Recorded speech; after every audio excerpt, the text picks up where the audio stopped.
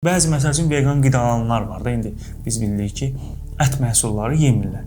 Biz bəzi məhsulları məcburuq ki, ətdən alaq, amma veganlar deyir ki, onsuz da mən pırasa yeyirəm, bunu bundan alıram da və yaxud da ıspanaq yeyirəm, ətin bundan alıram. Biz məsəl üçün 100 qram ət yeyirik, 1 kilo ıspanaqdan aldığımızı ondan. Yəni posa qidalanmadır, düzgün qidalanmadır, balanslı qidalanma əslində bizi doğru yola gətirib çıxarır. Yəni ona görə mən hər zaman bunu öz çevrəmə və yaxınlarıma və pasientlərimə deyirəm ki, heç bir vaxt bir dənə məhsuldan, bir vitamindən və 2 vitamindən möcüzə gözləməyin.